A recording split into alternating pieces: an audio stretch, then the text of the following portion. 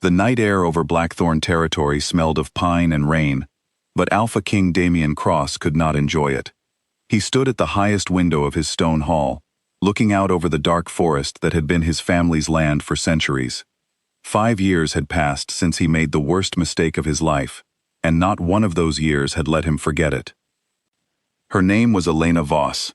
She had been his fated mate, the one bond marked by the moon itself, unbreakable and rare.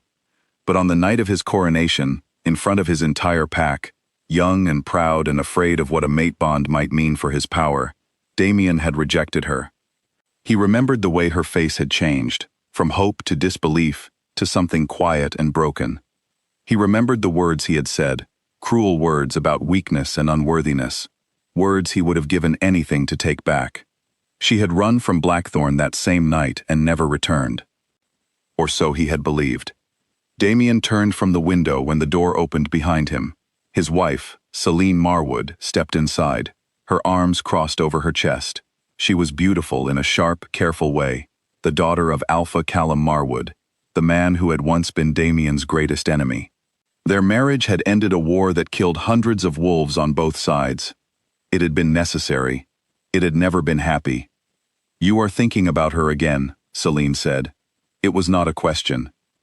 "I am thinking about the Alliance meeting tomorrow," Damian answered, though they both knew it was only half true. Celine studied him for a long moment, her golden eyes unreadable. "The rumors say the Ashwood pack has a new queen. They say she came from nothing and built an army of wolves nobody else wanted. Rejected wolves. Rogue wolves. Wolves like—" She stopped herself, but the unspoken word hung in the room anyway. Damian said nothing. He did not need to. Somewhere deep inside his chest, in the place where a mate bond lived even when it had been denied, something had begun to stir days ago, a feeling he could not explain. A pull, a recognition. He had told himself it meant nothing. He was wrong. The next morning, the gates of Blackthorn opened to receive a delegation from the north. Damian stood at the top of the stone steps in his formal coat, Celine beside him, the pack council arranged behind them in careful rows. When the visiting party came into view, walking with the calm confidence of wolves who feared nothing, Damian's breath caught in his throat. At the front of the group walked a woman in a long gray coat, her dark hair braided back from a face that had once been soft and hopeful and was now composed, controlled, and utterly commanding. She carried herself like someone who had learned, through hard experience, that gentleness could be a weakness in the wrong hands. Damian would have known her anywhere. 5 years had changed everything about her except her eyes, and even those had changed in a way he could not name. They no longer looked at him with longing. They looked at him the way a queen looks at another ruler she has no particular reason to trust. "Alpha King Cross," Elena said, stopping at the base of the steps. Her voice was steady. "Thank you for receiving us." The pack council murmured among themselves, shocked whispers rippling through the crowd as they realized who stood before them. Celine's hand found Damian's arm, not out of affection, but out of instinct, a silent question passing between them. Damian did not answer it. He could not look away from Elena. "Queen Voss," he said, forcing his voice into something formal and steady, though inside he felt as though the ground had shifted beneath him. "Ashwood pack is welcome in Blackthorn." She inclined her head, polite and distant, and swept past him into the hall as though he were nothing more than another alpha she needed to negotiate with. Damian stood frozen for a moment before following, his mind spinning with questions that had no easy answers. The meeting that followed was formal and businesslike. Elena had come to propose an alliance, a trade agreement, and mutual protection pact between Ashwood and Blackthorn, meant to secure the northern borders against a growing threat of rogue attacks. She spoke clearly and confidently, laying out terms that were fair, even generous, without ever once acknowledging the history between herself and the king seated across the table from her. Damian found himself watching her hands instead of listening fully to her words, remembering how those same hands had once reached for his, hopeful and trembling, on the night he had crushed her heart. Now they moved with steady purpose over a map of the northern territories, marking borders and patrol routes without a single tremor. "You've built something remarkable," Callum Marwood said from his seat near the end of the table, his voice carrying a note of grudging respect. As Celine's father and a former enemy turned uneasy ally, Callum rarely gave praise easily. An entire pack from wolves other packs discarded. Discarded wolves make loyal wolves, Elena replied simply. They understand what it means to be given a chance. Her eyes flicked, just briefly, toward Damien, and then away again, before anyone else could notice. Only he saw it, and only he understood what it meant. The negotiations continued for 3 days. Damien threw himself into the details of the alliance, using the work as an excuse to be near Elena, to study the woman she had become, to search for some sign of the girl he remembered. He found almost none. She was careful and composed in every meeting, warm to his council members but cool toward him, professional in a way that felt like a wall built brick by careful brick. It was Celine who noticed first how much this was affecting her husband. "You watch her when you think no one is looking," Celine said one evening, finding Damien alone in his study, staring at nothing. "I am not angry, Damien. I am not even surprised. We both know what our marriage was built on. But I need you to understand something." She stepped closer, her expression serious. "If this alliance falls apart because of what happened between you and her, it will not only be your reputation at stake. My father is waiting for any excuse to break the peace between our packs again. Do not give him one." Damien nodded, though the warning did little to quiet the storm inside him. That night, unable to sleep, he walked the grounds of Blackthorn and found Elena standing alone near the old training fields, looking up at the moon. "Couldn't sleep either," he said quietly, approaching with careful steps. She did not turn immediately. "I have never slept well under a full moon. Even before everything." A pause. "Even before you." Damien stopped a respectful distance away.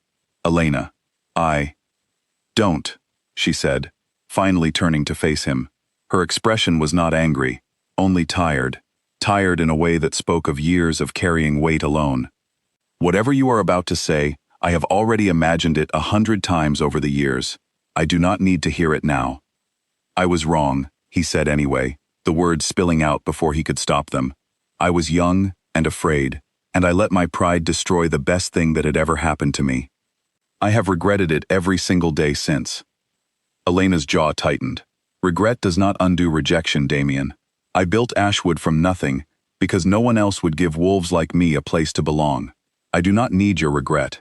I needed you 5 years ago, and you were not there."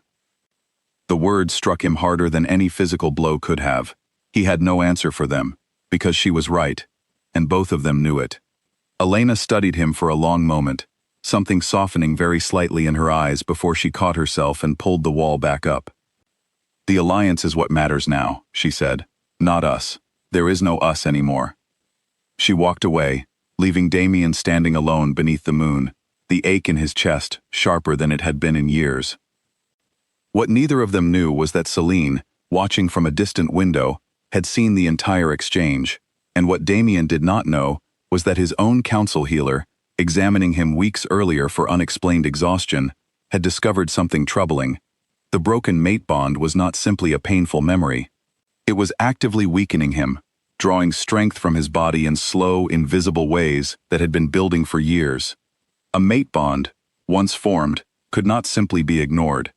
Rejected, it festered. And Damien's healer feared that without resolution, the bond might eventually cost him his life. The healer had not yet found the courage to tell him. Everything changed on the 4th night, when scouts burst into the hall with terrible news. Rogue wolves, hundreds strong, were massing at the northern border, moving with an organization and coordination that no true rogue pack should have possessed. Worse, tracking reports confirmed the attack was being led by wolves loyal to Callum Marwood, who had grown impatient watching his daughter's marriage fail to secure him the influence he wanted, and who saw the chaos of a surprise attack as the perfect opportunity to eliminate both Damien and Elena, clearing the way for Celine, and through her himself, to claim control of a unified northern territory. Celine, informed of her father's plan by a loyal guard who could not bring himself to stay silent, went pale with horror and fury. Whatever her feelings about her marriage, she had never wanted this. She ran immediately to warn Damien and Elena, arriving breathless in the war room, where both of them were already receiving reports of the approaching attack. My father means to kill you both tonight, Selene said. I did not know. I swear to you both, I did not know. There was no time for anger or accusations. Damien and Elena exchanged one long look, years of pain and unresolved feeling passing between them in an instant, replaced by something more immediate, shared purpose. Whatever stood unresolved between them, their packs needed them now, together.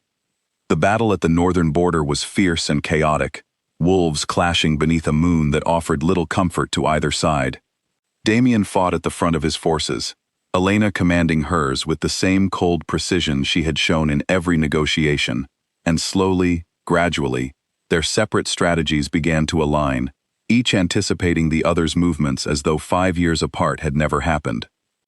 When Callum Marwood himself broke through the front line, moving directly toward Damien, with clear intent to kill, it was Elena who intercepted him, taking a wound meant for the king she had once loved and never stopped loving, no matter how carefully she had hidden it. Damien's roar of fury and fear echoed across the battlefield as he fought his way to her side, finishing what she had started and driving Callum's forces into retreat. He knelt beside her in the mud and moonlight, pressing his hands over her wound, and in that moment of raw fear, the old bond between them flared back to painful, undeniable life, a warmth spreading through both of them that neither could deny any longer. "Stay with me," Damien whispered. "Please, Elena, stay." Her eyes fluttered open, exhausted but alive. "I am not going anywhere," she managed. "Not yet." Elena survived. In the days that followed, as Ashwood and Blackthorn healers worked together to treat the wounded, the truth of Callum's betrayal became impossible to hide. Selene, devastated but resolute, testified against her own father before the Pack Council, and by ancient law, a marriage formed for political necessity was rendered void, once proven built upon deception and betrayal. The annulment was granted quietly, without cruelty on either side. Selene left Blackthorn not as a defeated woman, but as one finally free to build a life of her own choosing, and in time, she would find her own place and her own peace, far from the shadow of her father's ambitions. Damien's healer finally found the courage to tell him the truth about the weakening bond, and Elena, hearing it, understood at last that her rejection had wounded them both in ways neither had fully realized. It did not erase 5 years of pain. It did not make forgiveness simple or immediate, but it opened a door that both of them, slowly and carefully, chose to walk through together. Elena did not return to Blackthorn as Damien's forgotten mate, waiting quietly in his shadow. She returned as herself, Queen of Ashwood, and when she finally accepted the bond between them, she did so as an equal ruler, merging her pack with his, rather than simply joining it. Damien, humbled by everything he had nearly lost, spent every day proving through actions, rather than words, that he understood the weight of what he had once thrown away. Months later, standing together at the border between their united territories, Alpha King Damien Cross and Wolf Queen Elena Voss looked out over land, now shared by two packs who had once been strangers, then rivals, then, against every expectation, family. The moon hung bright above them, and for the first time in 5 years, Damien felt something settle quietly into place inside his chest. He had been given a second chance he did not deserve. He intended to spend the rest of his life earning it,